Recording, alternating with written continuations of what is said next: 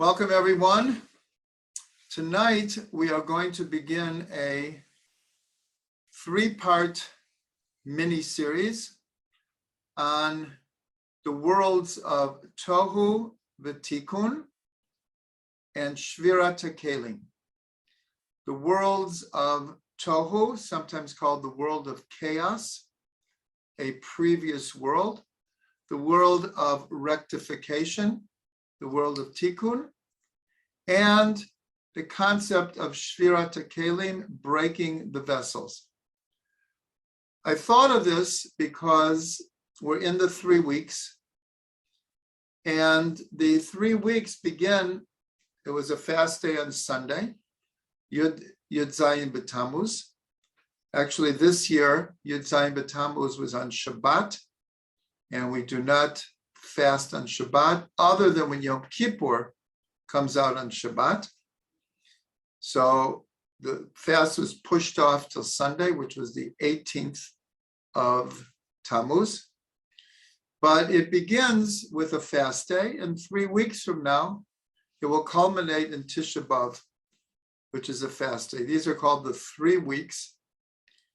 And it begins, we're told in the Mishnah that 5 things occurred on the 17th of Tammuz. The first one, though, that stamped the energy of this day for all generations was the breaking of the first tablets of the law.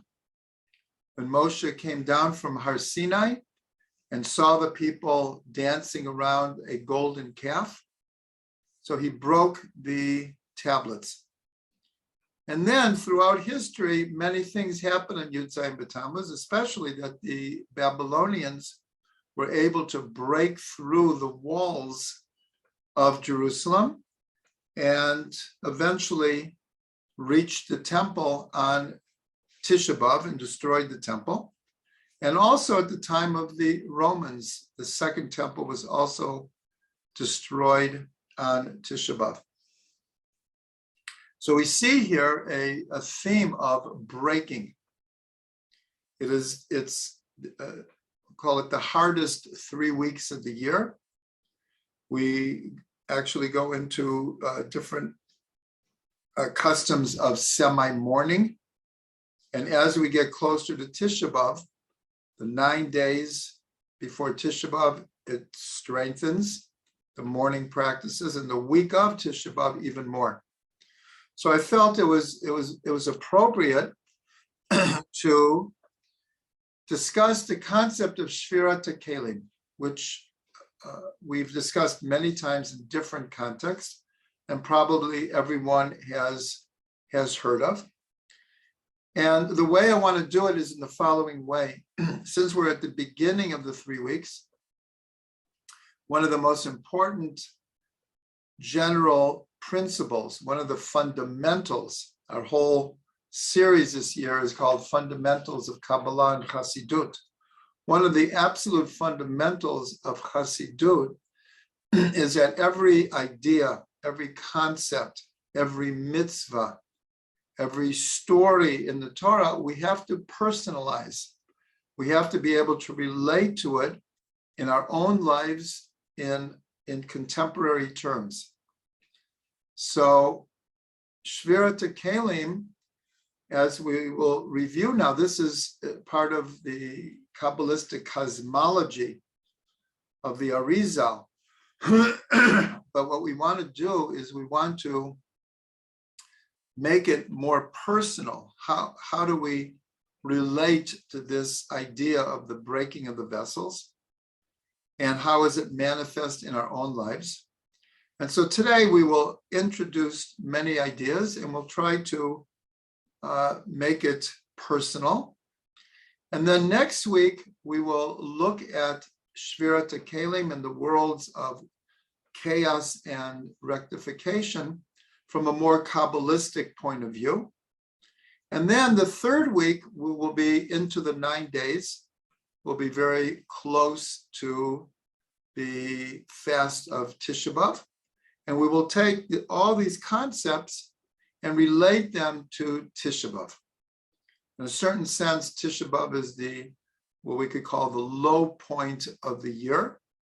So much so, we actually sit on the floor in the dark and light candles, which we don't do any other time of the year, because it represents like the low point of the year. But as we will discuss more, already by the afternoon of Tisha B'Av, there's a lot of hope and anticipation for Mashiach and the final redemption. So that will be our 3-week mini series. So a quick review. As I said, next week we will go into this in much more depth. The idea of Shvirat Hakeilim. So I'm going to give it over in what's called a nutshell, and we will expand it. But here, just in case people don't really understand this concept or need a short refresher. So according to the Arieh, that when God wanted to create the world, as it were, there was no place for a finite world. There was only the infinite light of God. And even though it might sound like, what's the problem? But philosophically, how does infinite create a space for finite reality? And so the Arieh explains this idea of tzimtzum, of contraction, that God contracted his infinite being in order to make space for a finite reality. Chassidut explains that even though God contracted his infinite being, there was always an impression, even in the what was called the vacuum, excuse me, that no place can be absolutely empty of God's presence. And into this vacuum, that would be the place for finite worlds and ultimately our physical material world, God shone a ray of light, and this began the creation of the worlds. We'll discuss this evolution of worlds more next week. But we're told that the previous world, and there were worlds before that, but the previous world is called Olam Tohu, and the lights were tremendously powerful lights and immature vessels. And so therefore, the immature vessels shattered, broke. That's what's called the breaking of the vessels. And from the broken vessels of the previous world are the raw material for this present world, which is called the world of rectification. Again, we are going to go into this much more. That's just a review of what we're talking about here. So the previous world is called the world of Tohu, world of chaos. And this world, the Arieh called the world of rectification. And the theme, we have this concept called Tikkun Olam, of rectifying the world, fixing the world, healing the world. So this is because this world is made up of the broken vessels of a previous world. So I want to look at the last verse of the Torah and the last Rashi, and then we're going to connect it to the first 2 verses of the Torah. And so we could see where these concepts are alluded to in the Torah itself. So the Rashi explains that the Torah ends that with this idea that all of the miracles and wonders that Moshe did in the eyes of all of Israel. That's how the Torah ends. Moshe passes away, and the Torah ends that there was never a prophet like Moshe again. And he did all these wonders and miracles in the eyes of all of Israel. So if one would not read Rashi, one would think that it's talking about Moshe when he split the Red Sea, when Moshe, he was the conduit. God was doing it, but Moshe was the agent through which the 10 plagues happened, and miracle after miracle. He brought water from the rock, even though the last time, instead of speaking to it, he hit it, but he still brought water. So that's what we would think, all the miracles and wonders that Moshe did in the eyes of all of Israel. Rashi says something totally unexpected. Rashi says, what is this great miracle that Moshe did? He broke the tablets.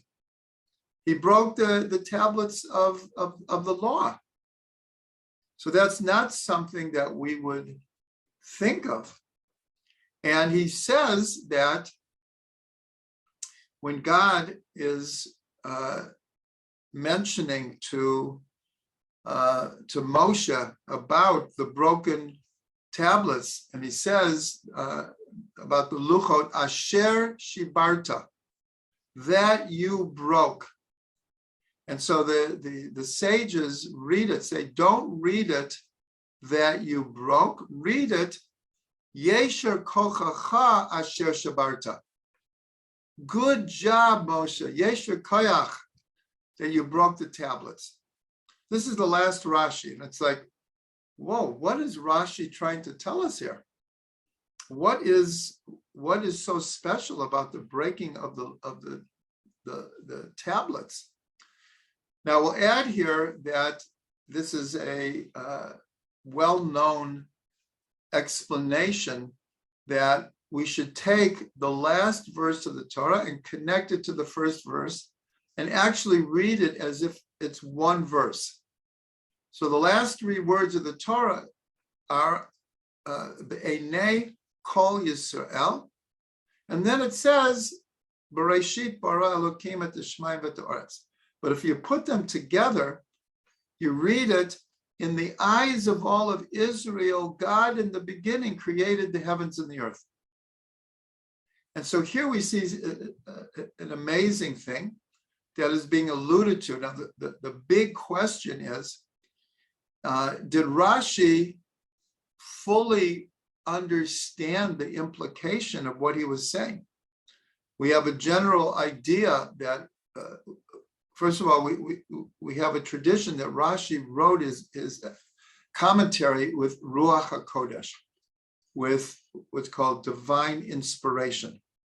And we're told that when a prophet or someone with divine inspiration says something, they're not always aware of the full implication because they're drawing from a much higher source, and they may not even be aware of everything that it implies. So here, when we just gave over the Arieh's cosmology, that before this world is created, the Arieh says very clearly, when it says Bereshit bara Elokim et Hashemayim v'et haaretz, it means that this is the beginning of Olam Tikkun, the world of rectification. The second verse of the Torah begins v'haaretz hayta tohu v'vohu, that the earth was chaotic, implying the previous world. So here we see an amazing allusion in the Torah for the idea that before the world of rectification was the world of Tohu, and in that world the vessels broke. A further teaching that's always given over is that the last letter of the Torah is a Lamed, and the first letter of the Torah is a Bet, which spells Lev, heart. And we have a concept, and we will probably be mentioning this a couple of times, is there's nothing as whole as a broken heart. And so here we see that the idea of the breaking of the vessels is not, as it were, a mistake. The Gemara actually says in highly symbolic terms that God created 974 worlds and destroyed every one of them until this world. Now, this is not easy to understand, but if we just look at some examples, we'll be able to understand this on a deeper level. And the way we're going to do this is we're going to look at the word shever. Shvirat Hakeilim means breaking the vessels. So anytime in the Torah, if we want to understand a word, a concept, a name, we look at what is the root word and what does it mean. So we have Shvirat Hakeilim means the breaking of the vessels. But what does the word shever actually mean? So it's true. Shever means to break, to destroy, but it also means to provide and to sustain. So this is a bit paradoxical. The same word represents breaking, but also sustaining. Where do we see that? We see that in the story of when Joseph is in Egypt, and he already is second in command after he gave the advice to Pharaoh to save grain for 7 years during the years of plenty, and that he prophesied or predicted that then there would be 7 years of famine. So when the famine finally hit, so it says in the Torah that Yaakov sent his sons down to Egypt, and he said, I see there's shever in Egypt. And there it means I see there's food.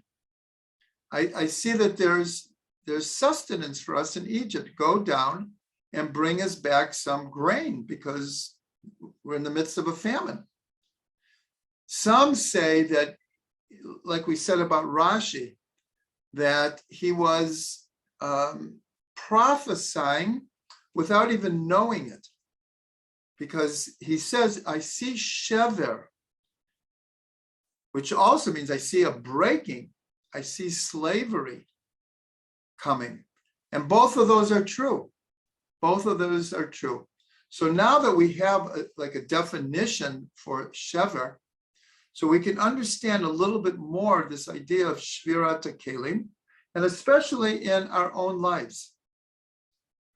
And some examples are, first of all, a woman giving birth is connected to the word mashbir,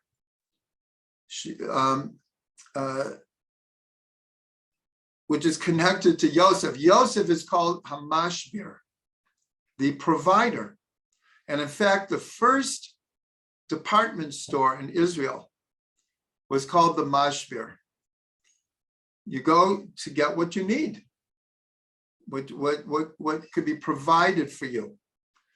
And so also a woman, what's called the birthing stool, is the same word, is from the root shever. And a woman cannot give birth until what's in English we even call it the breaking of the waters. Until her waters break, she can't. That's the sign that the birth is imminent. And yet, what comes from the birth pangs is a holy soul, a new soul, a baby. So here we have the whole theme of exile and redemption that runs through the whole Torah, and of darkness and light, exile and redemption. And here we have Shvirat Hakeilim, but it provides the raw materials of something that will come after it. And here we could look at two examples: a tree. And of course, we're talking about all of nature. But we'll have a tree, let's say the fruit isn't picked. So the fruit eventually will fall to the ground. The leaves will eventually, for those kind of trees that lose their leaves in the fall, they'll lose their leaves. And then when the rain comes, and in the course of the winter, all of that gets worked into the earth, and that becomes the ingredients, that becomes the fertilizer for the next year's growth. We could also look, that's like in the microcosm. In the macrocosm, we are told that there would be no life on earth if stars explode, they die, and when they explode, they spew their elements into the cosmos. And that life on earth, there's the expression, we are stardust. Well, this is, it's like poetic, but it's quite literal. So here's two examples of, an exploding star is like, whoa, what a incredible burst of energy, and the star is now gone. It's dead, and yet it is part of what makes the universe what it is. So this is this idea of Shvirat Hakeilim. It wasn't a mistake, and the 974 worlds that God created and destroyed was it. I don't even know if destroyed is the right word. It's just it was a process of evolution. Now, this applies to every person because almost 24/7, we are going through constant challenges, constant experiences when the light appears to us, or we experience it as being too much for us. That's how the breaking of the vessels is described, that the lights were tremendous in Olam HaTohu, but the vessels were not strong enough. They were not fitting. They were not prepared to receive this light, and so they shattered. So, like I said in the beginning, we want to make this more personal. So here's a string of expressions that we all use at different times, depending on our cultural influences, but they are real experiences of Shvirat Hakeilim in our own lives. So some of the examples are, I'm freaking out. I can't handle this. This is too much for me. I got to get out of here. I need some space. I'm not ready for this. Now, these are expressions that we all use or think at different times when, depending on the circumstances of what's happening in our lives, it's just too much for us. In other words, the light is too much for our emotional, intellectual, psychological vessels at that particular moment. And so we express our frustration or our lack of ability to handle the tension of the moment. And so many times stress is coming from these situations where we don't feel we can handle it. And we are like, we're not stable. We're overwhelmed. So this is a very, very important perspective of taking what could be thought of just like a cosmological, mystical, Kabbalistic of idea of how this world somehow was created. But the idea is that Shvirat Hakeilim is not, just like anything else in the Torah, is not a one-time event that happened. It is part and parcel of our lives. This we'll discuss more. We'll discuss this more. I'm sure everyone is familiar with the end of the stanza that I'm going to give over now from Leonard Cohen. The whole stanza is from, I believe it's his song Anthem. I might be wrong. Someone could put in the chat if that's not the name of the song. But he says like this: ring the bells that still can ring. Forget your perfect offering. There is a crack in everything. That's how the light gets in. That's how the light gets in. So I should just mention, many people don't know this, that Leonard Cohen was always, despite the fact that many times in his life he veered pretty far away from what we call a traditional Jewish lifestyle, to the point that he spent 6 years in a Buddhist monastery. But he was always connected to his Judaism. You can hear it in his songs.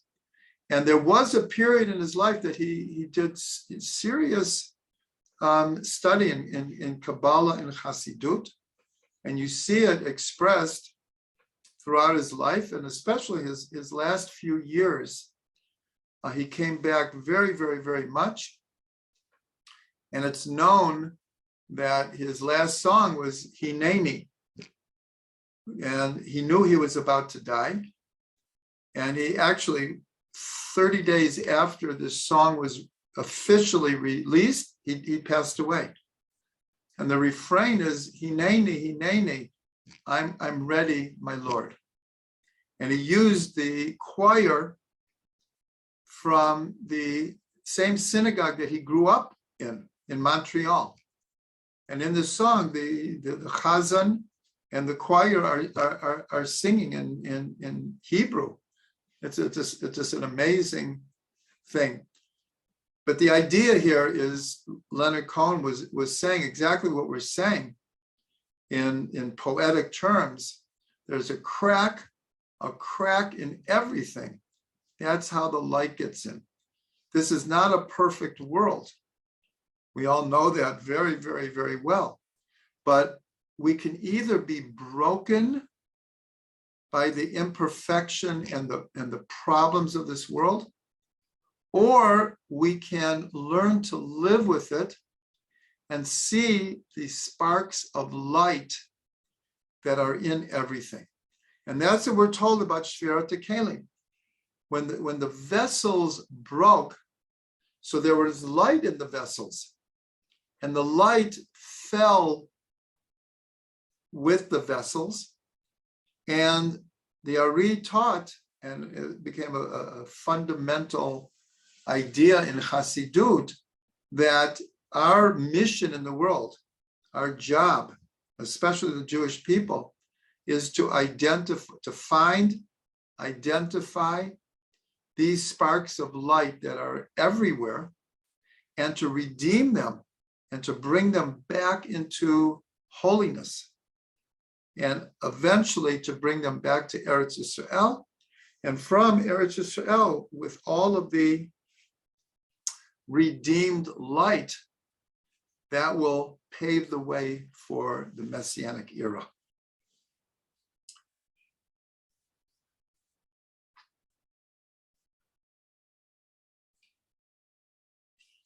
So now, just going back to the 3 weeks and the whole concept of breaking. So again, Yud Zayin B'Tammuz, the first fast day, was the idea of breaking of the luchot. It culminates with Tisha B'Av, which is the breaking of the temples. We usually call it the destruction of the temples, but we could use the same term, the breaking of the temples. But there's also two other incidences that are very, very important to understand that they were also a breaking of the vessels. And that is Adam and Eve in the Garden of Eden. Here we have the first two human beings in what we'll call a utopian state. The Garden of Eden represents, as it were, in potential, a perfect situation for human beings. And we always use the phrase or the idea that we want to get back to the garden, that when the Mashiach comes, it will be like going back to the garden. But we see that Adam and Eve, it was too much light for them. It was too much. So how can we relate to this? We could relate to it sometimes for some people, even on Shabbat. When you get already to third meal, so many people are, like already thinking of what we're doing Motzi Shabbos, and all of the problems start coming back. But for many people, it's just like a whole day of peace is, I'm not used to that. I'm used to, 24/6. And you see it a lot of times when you have 2 days of Yantif, and then it runs into Shabbat. And you have 3 days in a row. So for a lot of people, it's not easy. It's not easy because people are tuned into a nonstop world. And Shabbos is great, but now 2 or 3 days, wow. I'm not saying everyone has this problem or this challenge, but I'm just throwing this out as an example of that we could relate to, that so much light is sometimes not easy to handle. Not easy to handle. The other idea that's connected, it's not exact, but when God made a covenant with Avraham, it's called the covenant of the pieces. This is when Avraham wanted to know who's going to inherit me. How is this whole story going to end? And God revealed to him many, many things, and it's called the covenant of the pieces, where Avraham cut up the animals and he put them on 2 sides, and he passed through. But it was like as it were, the animals were being broken. That's why it's called the covenant of the pieces. It's like the broken pieces. And that's where God revealed to him that your children will be slaves, and they will be oppressed for 4 generations, 400 years. And eventually they will come out and will return to Israel. So this is also a type of Shvirat Hakeilim that God was revealing to Avraham, that this is the destiny of the Jewish people. Now, going back, we started this idea with this Rashi, this last Rashi, of alluding to this idea that the breaking of the luchot was alluding to the breaking of the vessels happening even before Bereshit.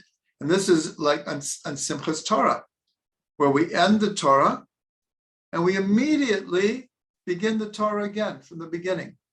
And that's why many commentaries say, connect the end of the Torah with the beginning. In the eyes of all of Israel, in the beginning, God created the heavens and the earth.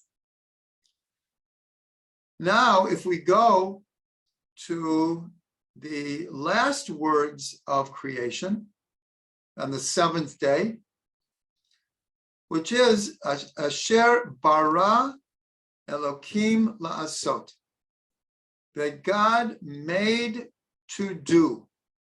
That's how the what's called Shabbos Bereshit ends. So everyone asks, what is that last word doing? It's redundant. That God made, period. What does it mean? God made to do. So it's explained that to do here, la'asot, also means to fix, to rectify. And so the last word of creation is to rectify.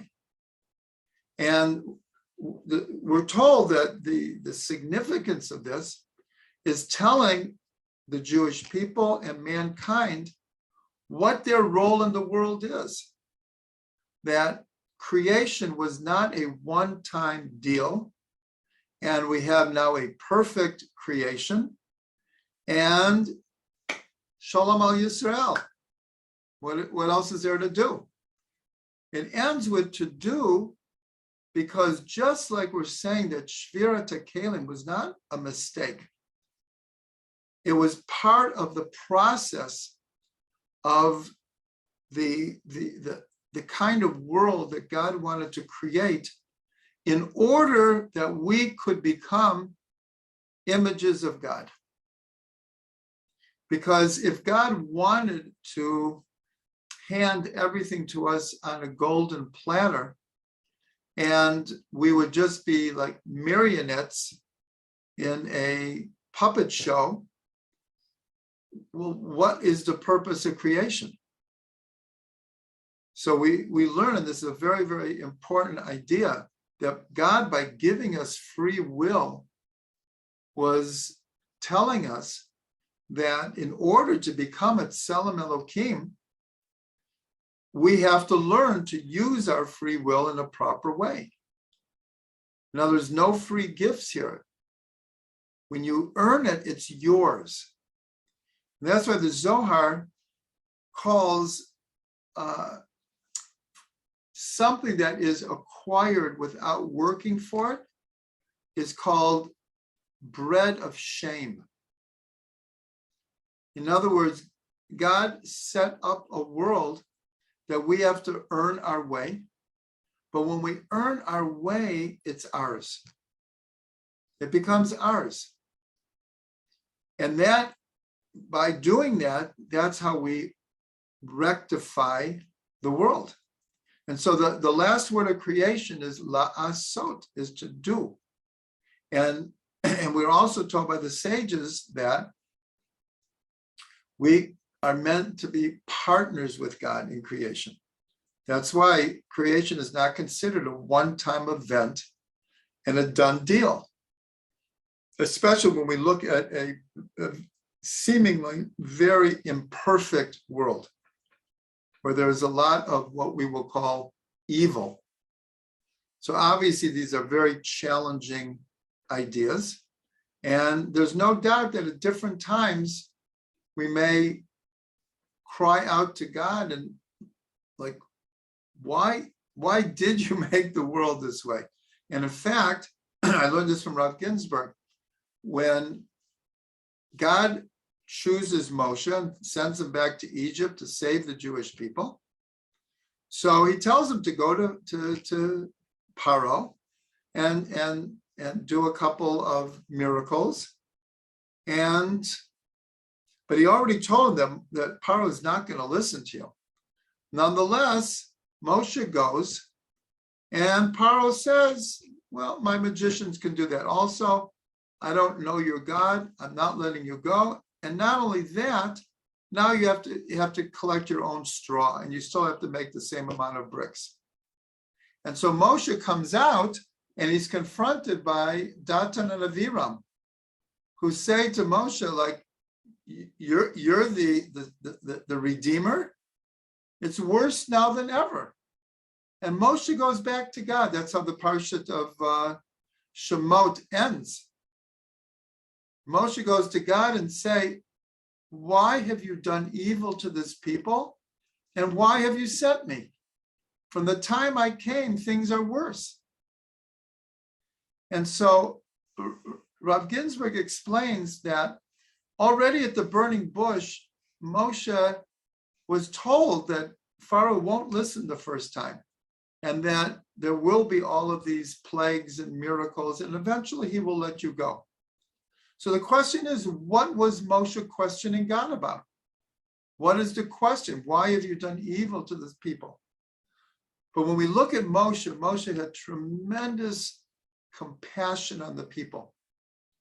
And when he saw the people were going to suffer from what he had just done, so it was like, God, why did you send me? So Rav Ginsburg said what he was really asking was like this. In a sense, the deepest question in the world. He was saying to God, God, I understand this concept of first exile and then redemption. First the darkness and the light. First the shvirah, first the breaking, and then the rectification. But you're God. You could make the world any way you want it to be. So why do you have to make it so hard on us? So I think probably everyone at some point in their life has probably turned to God with the same question. Like, God, I have faith in you and I'm doing my best, but like, does it really have to be so hard? And during the 3 weeks, that's why I chose this topic. These are the 3 weeks to really think about this, to really contemplate.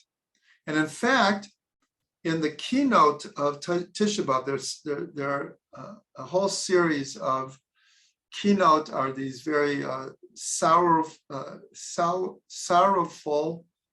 and painful poetry about Jewish history, and some of it is very graphic and very difficult to read. Just like some of the words of the prophets are very difficult to read. They're horrific descriptions of what will happen if we don't do what we're supposed to do. But some of them also have this theme of, God, did you really have to make it this hard? Or the Lubavitcher Rebbe, in many, many different Farbrengens, would cry out, Rabbanu Shalom, ad matai? Ad matai? Now, these are not expressions of a lack of faith. This is really like Avraham, when he says to God over the whole incident with Sodom, and the whole city is going to be destroyed. And Avraham is, well, if there are tzaddikim there, how can you destroy the whole city with the tzaddikim? And he said to God, how can the God of righteousness not do righteousness? So these are not questions of a lack of faith. In a almost paradoxical way, it's our belief in the compassion of God. And then when we don't see it, it's like painful for us. It's like painful. So just to wrap up tonight, I want to mention just one other thing where this theme comes in very, very strongly. And that is in Seder night, in the Haggadah. The Haggadah, we have 15 steps to the Haggadah.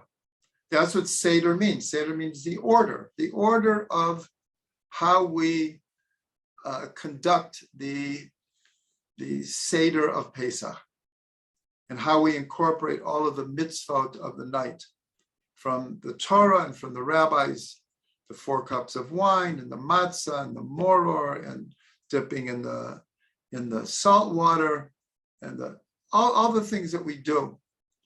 So the 4th step is called yachatz, which means breaking in half. It's breaking. So there are many explanations of the order of the Seder, but one of them is that the first 3, Kadesh, Urchatz, Karpas. Kadesh means sanctify. Kadesh, Urchatz means to wash, but with water signifies purity. So we're told that the first 2 steps is the desire to connect to holiness and purity. In Hebrew, kedusha v'tahara. And the 3rd, karpas, is eating a green vegetable. So we're told that the first 3 steps, again, this is just one of many, many different explanations. The first 3, as it were, is going back to the Garden of Eden, where everything was holy and pure, and everything was green and beautiful. And then we get to yachatz. And this is Adam and Eve having to leave the garden. This is the breaking of the luchot.